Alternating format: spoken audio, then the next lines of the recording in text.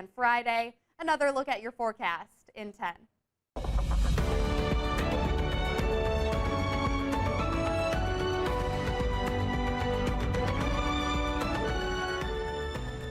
The possibility of a ceasefire in the Middle East appears to be closer than ever tonight.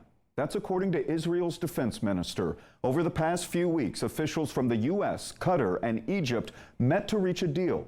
Hamas leaders say they're prepared to show more flexibility on an Israel troop withdrawal, even as both sides still fight on. President Biden and President-elect Trump are also both pushing for a deal to be made before January.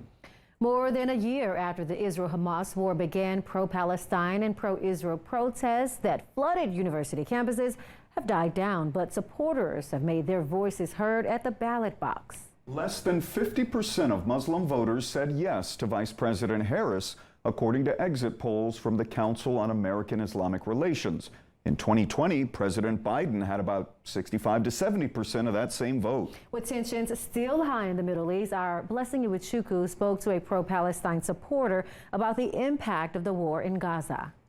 To the left and to the right of me and even further down is what you would call the Middle Eastern community here in North Texas. Now, a member of the pro-Palestine movement that I spoke with who frequents this area, he says, although they're not happy that President-elect Trump is coming up next year, he says by not voting for Vice President Kamala Harris, they sent a message to the Democrats.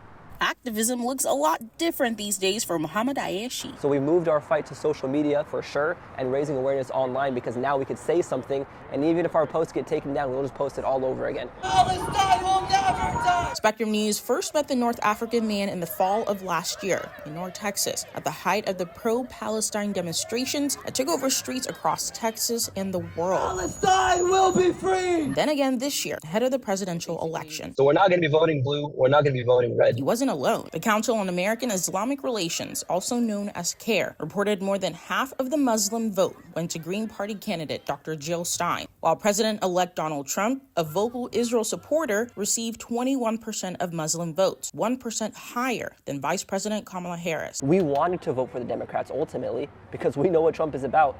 But if you're going to come out here and bring the same horrible policies, then we're not going to support either of you guys. The Democrats paid the price, and now we're hoping they can at least learn from this and understand we mean business.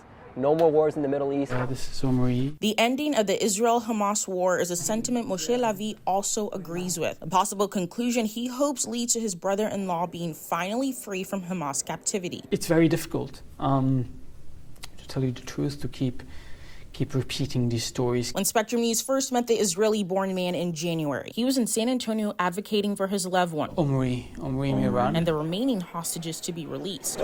With the incoming Trump administration, he believes there could be a resolution. Hopefully before his inauguration, I hope we'll see a Reagan moment for President-elect Trump, where we hear about the release of the hostages. More than a year since the October 7th, 2023 Hamas attack on Israel, President Joe Biden's administration says it's working to secure a deal that leads to the release of the hostages before he's out of the White House. Meanwhile, President-elect Donald Trump wrote on social media there would be hell to pay in the Middle East if the hostages were not released by the time of his inauguration on January 20th. But to the rest of the world, I mean, this is just another statistic. This is just another person in the Middle East who was just killed because the wars just never seem to end in the Middle East. It's just a Palestinian. In Richardson, Blessing Iwuchukwu, Spectrum News. And like, even for me, like, I went up and I'm like, look, we got to talk to the media if we want to have our, our stories shared.